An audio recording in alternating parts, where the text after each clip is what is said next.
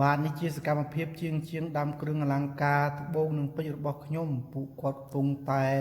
ដាំបតោងខ្សែកឲ្យអតិជនទាំងថ្ងៃទាំងយប់ដើម្បីឲ្យតន់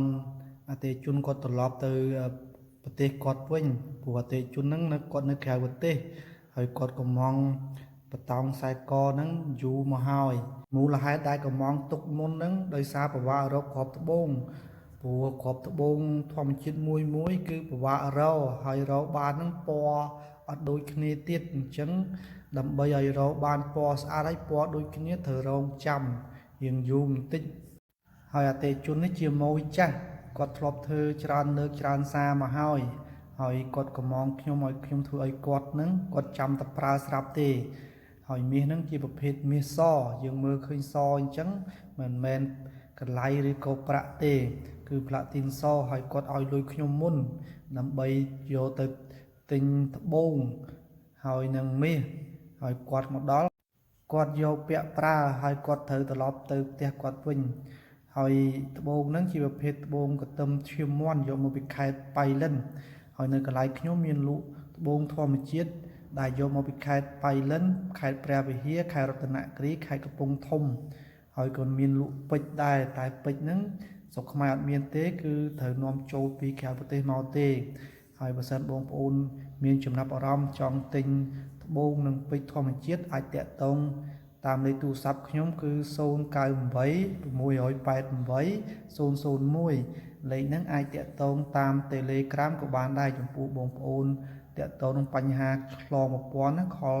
ឆ្លងប្រព័ន្ធអីយើងប្រើតាម Telegram ទៅព្រោះប្រើ Telegram វាអត់អស់លុយទេបើកទៅអ៊ីនធឺណិតឬក៏ 5G ទៅអាចប្រើបានហើយអាចតាក់ទងតាម Message ឬក៏ Messenger ដែលឃើញវីដេអូខ្ញុំផុសហ្នឹងនៅតាមសង្គម social media មួយណាបងប្អូនអាច comment ឬក៏ message តាក់ទងខ្ញុំបានហើយនៅកន្លែងខ្ញុំក៏មានក្រុមការងារជាងសម្រាប់ design ម៉ូដគ្រឿងអលង្ការគ្រប់ម៉ូដគ្រប់ម៉ាកតាមបែបបុរាណនិងសម័យម៉ូដបែបខ្មែរក៏បានម៉ូដបែបអឺរ៉ុបក៏បានហើយអាចច្នៃម៉ូដជារូបសត្វឆ្នាំទាំង12ដើម្បីយកហុងស៊ុយទៅតាមតម្រូវចិត្តរបស់បងប្អូនក៏បានឬក៏ច្នៃម៉ូដជាឈ្មោះខ្លួនឯងឬក៏ឈ្មោះឪពុកម្ដាយជាប់ទុកជាអនុស្សាវរីយ៍នៅលើគ្រឿងអលង្ការហ្នឹងក៏បានដែរហើយបើសិនបងប្អូនទិញត្បូងពីខ្ញុំនឹងធ្វើគ្រឿងអលង្ការនៅកន្លែងខ្ញុំឲ្យបងប្អូនត្រួតពិនិត្យនិងឆែកមើលមួយសេរីបើឃើញមានបញ្ហានៅកន្លែងណាមួយបងប្អូនអាចដូរយកថ្មីវិញឬក៏ដូរយកលុយវិញបានតែបើសិនបងប្អូនចង់ធ្វើគ្រឿងអលង្ការពាក់ហើយចង់ទិញត្បូងពីខ្ញុំបងប្អូនមានម៉ូយធ្វើគ្រឿងអលង្ការផ្ទាល់ខ្លួនឯងស្រាប់បងប្អូនអាចយកទៅធ្វើនៅកន្លែងម៉ូយរបស់បងប្អូនស្រាប់ក៏បានដែរអានឹងអាស្រ័យលើចិត្តបងប្អូនថាចង់ធ្វើនៅកន្លែងខ្ញុំឬក៏បងប្អូនធ្វើនៅកន្លែងម៉ូយរបស់បងប្អូនដែលគាត់មានជំនាញស្រាប់ឬក៏អាចទុកចិត្តគ្នាបាន